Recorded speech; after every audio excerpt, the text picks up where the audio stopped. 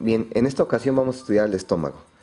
El estómago corresponde a la porción más dilatada del tubo digestivo. Se localiza dentro de las vísceras supramesocólicas, es decir, por arriba del mesocolon transverso.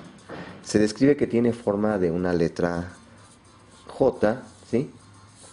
Y que presenta una curvatura menor que se encuentra hacia el lado derecho y la curvatura mayor que se encuentra hacia el lado izquierdo. Se extiende desde la unión esófago-gástrica hasta lo que sería en el píloro, rodeado por el esfínter pilórico, para continuarse con la primera porción del duodeno. Entonces aquí tenemos la curvatura mayor hacia el lado izquierdo y aquí la curvatura menor hacia el lado derecho, ¿sí? Se le pueden estudiar dos caras, una cara anterior y una cara posterior. Vemos que en su superficie, aquí a nivel de la unión esófago-gástrica, es donde se encuentra un esfínter muy delgado que es el esfínter del cardias. Y vemos que entre el estómago y el esófago, ¿sí?, hacia el lado izquierdo, se encuentra un ángulo que es la escotadura del cardias.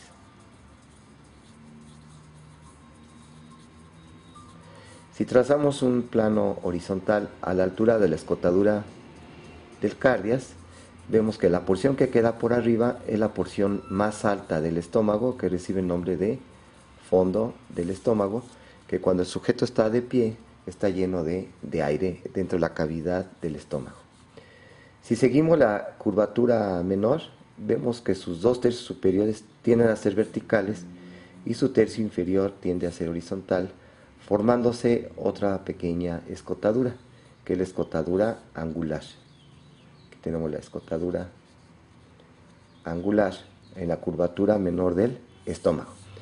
Si trazo la bisectriz de este ángulo, es decir, una línea que divida este ángulo en dos partes iguales, podemos delimitar la otra porción del estómago, que sería el cuerpo, que estaría por abajo del fondo, y la porción pilórica, que estaría por abajo de esta disectriz de la escotadura angular. Entonces la porción pilórica, que va a terminar en el orificio del píloro, rodeado por el esfínter pilórico. Entonces aquí estaría el esfínter del píloro, que es un esfínter muy grueso, a diferencia del esfínter del cardias, que es muy delgado. Esfínter pilórico, que se va a continuar con la primera porción del duodeno. Aquí está la primera porción del duodeno, o la porción superior del duodeno, que aquí en su inicio es donde se encuentra la ampolla o el bulbo duodenal. Si estudiamos las caras del estómago, decíamos que tiene una cara anterior y una cara posterior. Entonces vemos que la cara anterior del estómago se va a estar relacionando con los cartílagos costales, sobre todo los del lado izquierdo. Aquí vamos a poner el séptimo, sexto, el quinto cartílago costal, y de aquí de las costillas falsas, la octava y la novena. Vamos a poner del otro lado, séptimo, octavo, noveno, décimo, el sexto y quinto cartílagos costales, ahora del lado derecho. Entonces vemos que la unión esófago-gástrica se encuentra a la altura de T11. Hay que recordar que el esófago tiene una pequeña porción abdominal cuando cruza el hiato esofágico, que se encuentra a la altura de T10 y que está formado por el pilar derecho del diafragma. Y que este hiato esofágico es importante para evitar el reflujo gastroesofágico y también evitar la hernia hiatal, es decir, que pase parte del estómago por arriba del diafragma y se localice en la cavidad torácica. Entonces, lo importante del pilar derecho del diafragma que forma el hiato esofágico. También aquí hay un pequeño pliegue dentro de la luz del estómago, a la altura de la escotadura del cardias, un pliegue de mucosa que también evita el reflujo gastroesofágico y de eso evita la presencia de una esofagitis en la porción inferior del esófago. Entonces, esta unión esofágo-gástrica se encuentra más o menos a la altura del séptimo cartílago costal del lado izquierdo, y aquí tendríamos el fondo del estómago,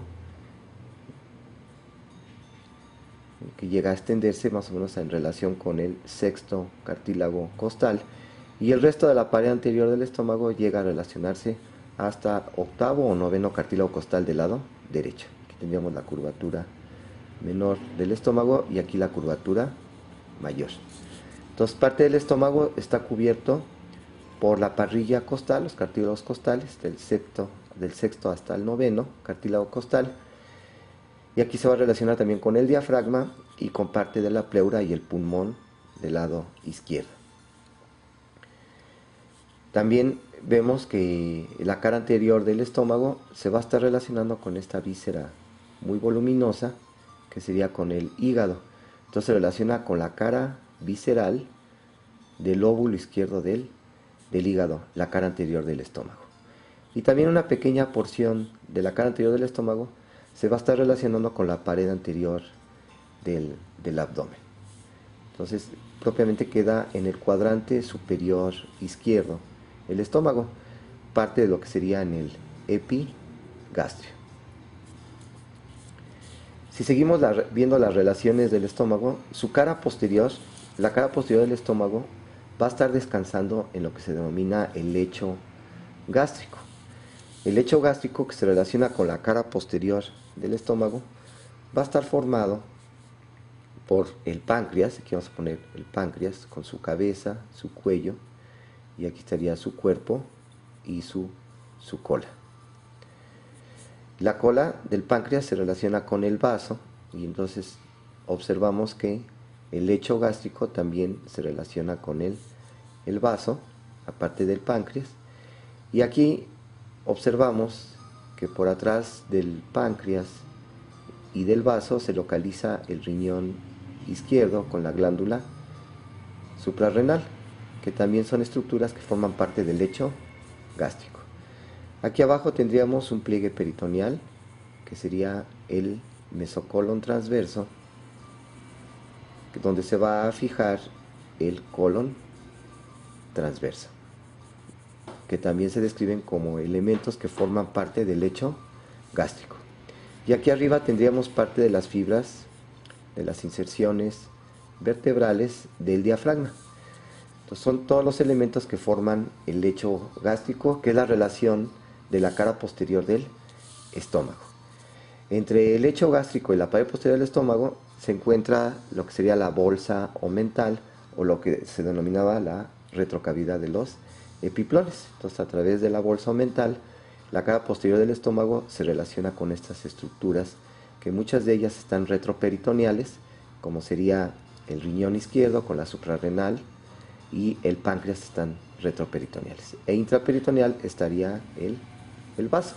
Entonces aquí estaría, podríamos poner la relación del estómago, ¿sí?, con estas estructuras que forman parte del lecho gástrico.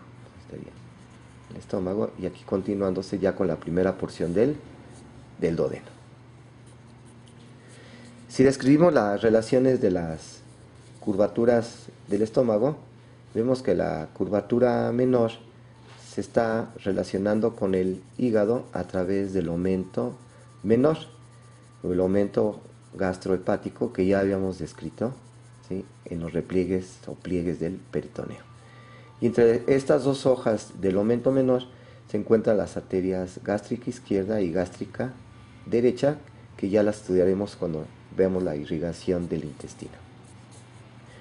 La curvatura mayor se va a estar relacionando hacia abajo con el aumento mayor o el aumento gastrocólico, y esta curvatura mayor hacia el lado izquierdo se va a estar fijando al vaso a través del ligamento gastrolienal o gastroesplénico, que no es más que continuación hacia el lado izquierdo de este aumento mayor, que ya lo habíamos descrito como una especie de un delantal que está cubriendo el intestino delgado, sobre todo las asas de yeyuno y del ilion. Entre las dos hojas de este aumento mayor se localizan los vasos gastroomentales del lado derecho y del lado izquierdo, que también van a irrigar al estómago. Bien, esas serían de las principales relaciones que presenta el estómago en su cara, ¿sí?, anterior, su cara posterior y las curvaturas. Si nos introducimos hacia la luz del estómago y hacemos un corte coronal del estómago, vemos que en su interior, ¿sí?, su luz está revestido por la mucosa gástrica. Y esta mucosa gástrica presenta unos pliegues que siguen el eje del estómago, son longitudinales, son los pliegues gástricos. Son unas arrugas, ¿sí?, pliegues gástricos de la mucosa del estómago. Hay que tener presente que dentro de la luz del estómago, vemos aquí, estaba la escotadura del cardias, entonces por arriba se encuentra el fondo, que ya decíamos que está lleno de aire, y que es una forma como podemos nosotros identificar si tomamos una radiografía de tórax por abajo del hemidiafragma izquierdo. Si vemos una estructura radiolúcida que se ve de color oscuro, corresponde al aire que está dentro del fondo del estómago, y de esa forma podemos saber si la radiografía fue tomada de pie. Aquí tendríamos decíamos, lo que es la escotadura angular, que separaba el fondo del estómago del cuerpo. Aquí ya estamos viendo la luz, ¿sí?, y la porción pilórica dentro de la luz del estómago se subdivide, ¿sí?, se va a subdividir en lo que sería el antro del píloro, y que termina en el conducto pilórico, que llega a medir de 2 a 3 centímetros. Entonces el antro, que es la entrada hacia el conducto pilórico, y el conducto pilórico terminando en la unión del estómago con la primera porción del duodeno, ¿sí?, aquí estaría, y que se hace las veces como si fuera la mucosa.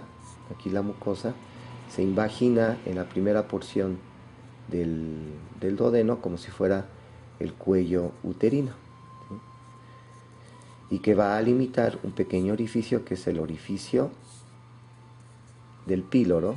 Pilo quiere decir portero, ¿sí?, y que este orificio del píloro está rodeado por un esfínter muy resistente, que es el esfínter pilórico, que es donde termina el conducto del píloro. Hay que recordar que la mucosa del estómago presenta un epitelio columnar cilíndrico, y que este epitelio columnar se invagina, ¿sí?, presenta pliegues, ¿sí?, entonces se forman pequeños mamelones, y entre estos mamelones se encuentran unas pequeñas criptas, ¿sí?, que forman las glándulas intestinales. Aquí teníamos el epitelio que forma mamelones, se invaginan y forman las glándulas intestinales. Aquí tengo estas criptas, que es la glándula gástrica, que presenta células productoras de moco, caliciformes, las células principales que producen pepsinógeno, enzimas proteolíticas, y células parietales que van a producir ácido clorhídrico, que es importante para la digestión de los alimentos. Hay que recordar que la mucosa tiene su muscular, la muscular de la mucosa. Abajo de la muscular, de la capa mucosa, se encuentra la submucosa, que es tejido conectivo, que tiene plexo nervioso, tiene capilares, que forma el plexo visceral submucoso, fibras simpáticas y parasimpáticas. Las parasimpáticas vienen del nervio vago, que son las que estimulan las secreciones gástricas. Posteriormente tendríamos la capa muscular. Esta capa muscular del estómago se dispone en 3 capas.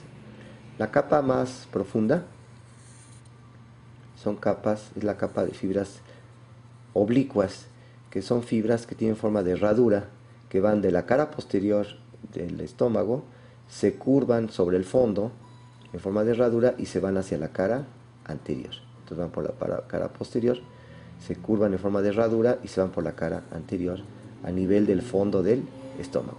Es la capa más profunda, que es la capa de fibras oblicuas. Superficialmente a ella tenemos la capa de fibras circulares. Esta capa de fibras circulares van de una curvatura a otra curvatura y se extienden de la cara anterior y a la cara posterior. Van de una curvatura a otra curvatura y propiamente están ausentes a nivel del fondo del estómago. Es la capa circular.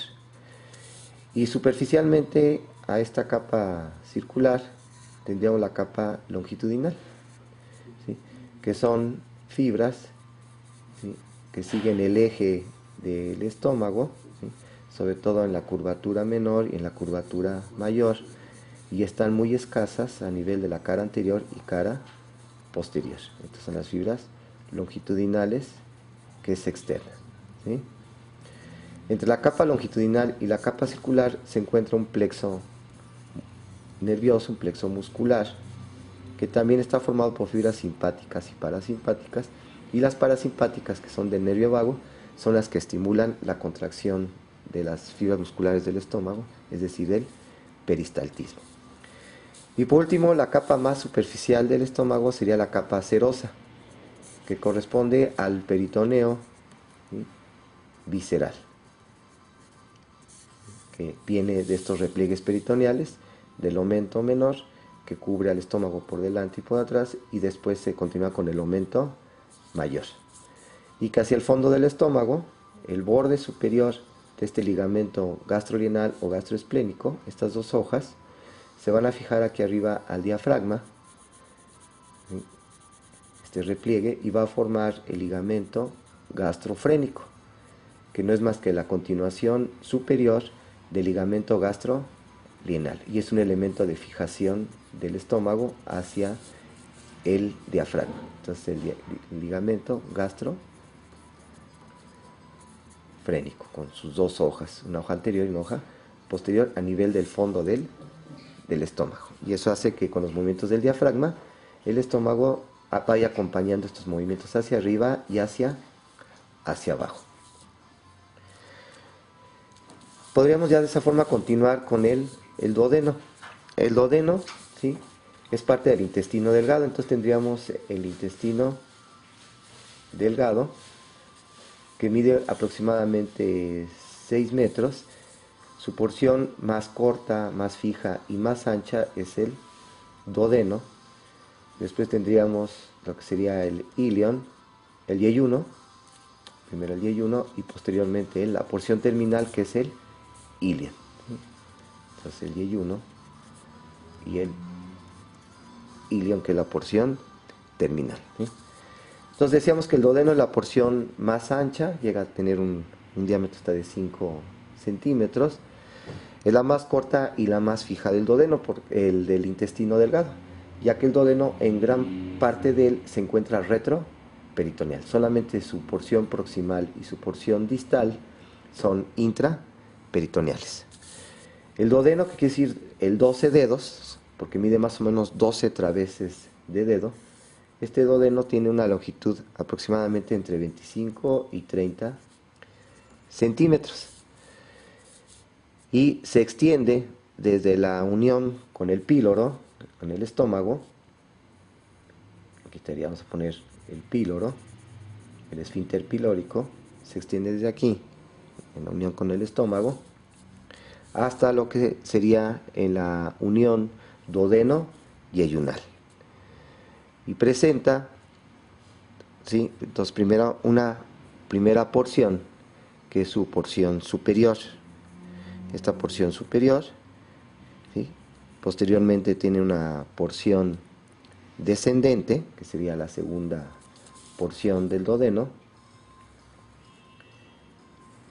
y aquí entre la primera porción y la segunda porción presenta una flexura, que sería la flexura superior, que tiene su flexura superior el duodeno.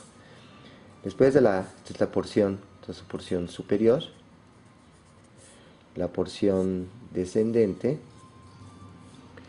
Posteriormente tenemos la porción inferior, que se dirige de la derecha hacia la izquierda,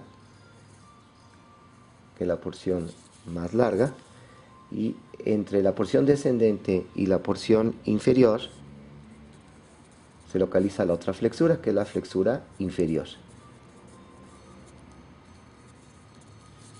Y por último tenemos la cuarta porción, que es una porción muy pequeñita que se dirige hacia arriba, que es la porción ascendente.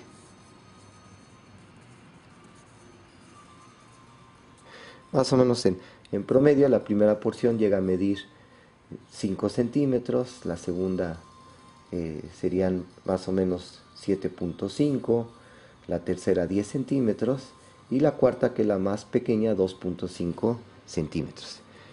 Y esta cuarta porción tiene la característica que se va a continuar formando un ángulo, ¿sí?, con la porción inicial del yeyuno, y esa sería la unión duodeno-yeyunal. Aquí está la unión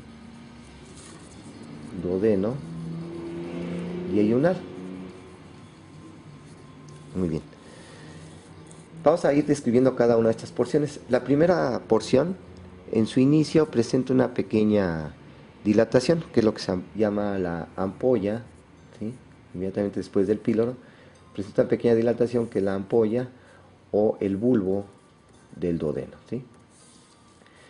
Esta primera porción se va dirigiendo ligeramente hacia arriba, hacia la derecha y hacia atrás, y se va a poner en relación con el cuello de la vesícula biliar. Aquí tendríamos la vesícula biliar y el cuello de la vesícula biliar, donde sale el conducto cístico, y esta vesícula biliar, de su fondo, su cuerpo y su cuello, se va dirigiendo hacia arriba, atrás y a la izquierda, es decir, en forma encontrada con la primera porción del duodeno, que se dirige hacia arriba, atrás y a la derecha. Entonces se pone relación aquí con el cuello de la vesícula, que estaría por abajo del lóbulo derecho del hígado, en la vesícula biliar. Esta primera porción del duodeno, ¿sí?, tiene la característica que se une, se continúa con el aumento menor, ¿sí?, que sería parte del ligamento, ¿sí?, duodeno hepático, ¿sí?, o hepato duodenal, que es parte del aumento menor que ya describíamos, va en la curvatura menor del estómago. Entonces aquí está el ligamento hepato duodenal.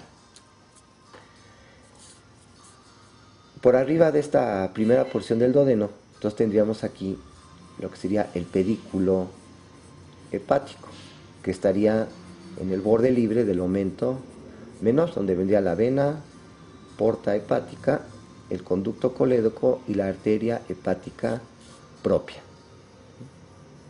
Entonces este pedículo hepático se encuentra por arriba de la primera porción del duodeno. Pero de estos elementos que forman el pedículo hepático, hay dos que van a pasar por atrás de la primera porción del duodeno, que sería la vena porta hepática y el conducto colédoco. Entonces el conducto colédoco pasa por atrás de esta primera porción, y este conducto colédoco ya veremos que posteriormente se encuentra medial o hacia el lado izquierdo de la segunda porción del duodeno, y que aquí se va a encontrar el conducto pancreático principal, que van a desembocar en la segunda porción del duodeno. Entonces el conducto colédoco pasa por atrás de esta primera porción, junto con la vena porta hepática, que por atrás del cuello de la cabeza del páncreas se va a estar formando esta vena porta hepática por la unión de la vena lienal, que viene del vaso, y la vena mesentérica superior, que viene del intestino delgado. Esta primera porción del duodeno, entonces, hacia abajo se va a relacionar con la cabeza del páncreas, que vendría la cabecita del páncreas. Entonces, por abajo de la primera porción del duodeno se encuentra la cabeza del páncreas. Si seguimos ahora con la segunda porción del duodeno, esta segunda porción del duodeno se va a relacionar hacia atrás, ¿sí?, con lo que sería el uretero. Aquí vendría el uretero, ¿sí?, que es la continuación de la pelvis renal, va a estar pasando por atrás de la segunda porción del duodeno. Esta segunda porción del duodeno se va a estar relacionando con la cabeza del páncreas, y hacia el lado izquierdo y posterior se relaciona con el colédoco. Y dentro de esta segunda porción del duodeno, si nos metemos a su luz, se encuentran allí unas pequeñas papilas, que es la papila duodenal mayor, que es donde desemboca el colédoco junto con el conducto pancreático principal, aquí en la porción posterior e izquierda de la segunda porción del duodeno. Entonces aquí tenemos lo que sería la papila duodenal mayor.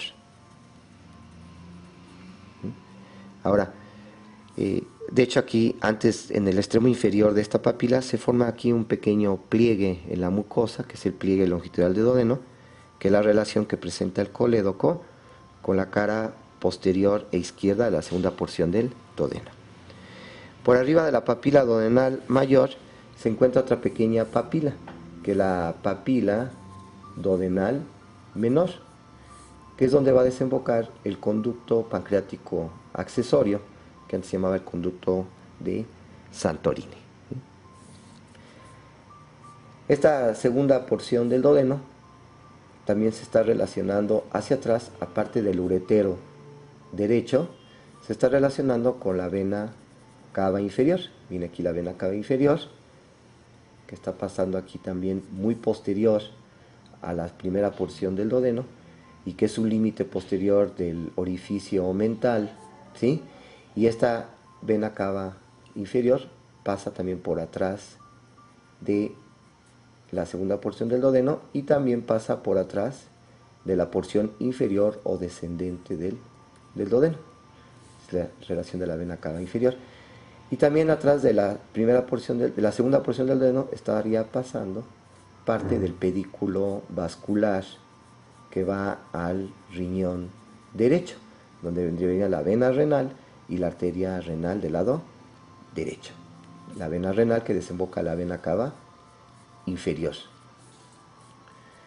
Si continuamos con la porción inferior, que es la más larga, que decíamos llega a medir hasta 10 centímetros, ¿sí?, todas estas estructuras que estamos estudiando están retroperitoneales en relación con las vértebras lumbares, desde L1 hasta L3 o hasta L4. Esta porción inferior, ¿sí?, va dirigiéndose de derecha a izquierda, es transversa, pasa por delante de la columna vertebral, y aquí tendríamos la aorta abdominal. Esta aorta abdominal entonces va a estar pasando por detrás de la unión propiamente de la tercera porción del duodeno, porción inferior, con la porción ascendente. Y en este punto, la aorta abdominal, en esta unión de la tercera con la cuarta porción, da un ramo que se va a ir por delante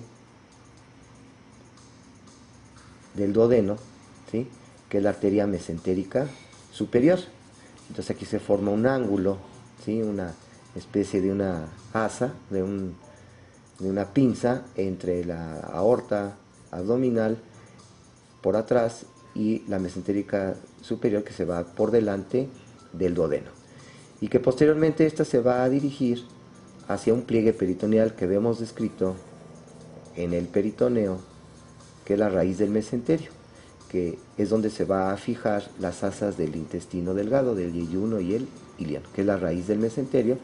Y aquí viene la mesentérica superior, que ya veremos que da sus ramos yeyunales e iliales, y la arteria iliocólica y los ramos cólicos derechos, ¿sí? Entonces es la mesentérica superior. Hay que tener presente que por aquí vendría el mesocolon transverso por delante, ¿sí?, con el colon transverso, que está pasando aquí por delante del duodeno y también del páncreas. Aquí estaría la cabeza del páncreas, y aquí vendría ya el cuerpo del páncreas. Por último, si llegamos a la unión duodeno-yeyunal, Aquí en el duodeno yeyunal se encuentra la flexura. Aquí está la flexura duodeno yeyunal. A nivel de esta flexura encontramos un ligamento que también te presenta fibras musculares que se dirigen hacia el diafragma y se relacionan con el tronco celíaco que nace en la cara anterior de la aorta abdominal, que corresponde al ligamento suspensorio del duodeno con el músculo suspensorio del duodeno, que está levantando esta flexura y que se relaciona aquí con el tronco celíaco y se fija a los pilares del diafragma, sobre todo al pilar derecho del diafragma. Este antes se llamaba también, ese era el ángulo de Treitz, ¿sí? El ángulo de Treitz. Ahora se llama el ligamento suspensorio y el músculo suspensorio del duodeno. Aquí es donde el duodeno, su porción terminal, se hace intraperitoneal, sin vagina, y es donde va naciendo ya propiamente lo que sería el mesenterio. Aquí estaría el mesenterio, en su borde libre estaría las asas de yeyuno y de ilion. Y la porción proximal, donde estaría la ampolla o el bulbo del duodeno, ¿sí? También es una porción que es intraperitoneal. Mientras que el resto del duodeno está fijo hacia el retroperitoneo, relacionándose con la columna vertebral lumbar, desde L1 hasta L4. Hay que recordar que presenta unas glándulas intestinales en la submucosa, ¿sí? Son las glándulas duodenales, que antes se llamaban de Brunner, ¿sí? Y hay una gran producción de moco a nivel del duodeno, y es donde va a desembocar la bilis y también las secreciones exócrinas del páncreas. Entonces, importante la relación entre el duodeno y la cabeza del páncreas, sería como el romance del abdomen. Si continuamos con el intestino delgado, tenemos lo que sería el yeyuno y el ilion. Entonces, si describimos el yeyuno y el ilion, vamos a tener que la porción inicial sería el yeyuno. Este yeyuno, ¿sí?, está muy vascularizado y abarca aproximadamente, ¿sí?, en longitud 2.5 metros. ¿Sí? Entonces vemos que 2.5 metros, que son los iniciales del intestino, son formados por el yeyuno. ¿Sí? Mientras que la porción terminal, que es el ilion, serían 3.5 metros. Yeyuno quiere decir vacío, porque una vez que el sujeto fallece, siguen todavía ondas peristálticas del intestino y hacen que se vacíe totalmente el yeyuno y se desplace el contenido intestinal hacia el ilion. El yeyuno es más vascularizado y tiene paredes más gruesas y tiene mayor calibre que el ilion, que es menos vascularizado y tiene, ¿sí?, menor calibre que el yeyuno.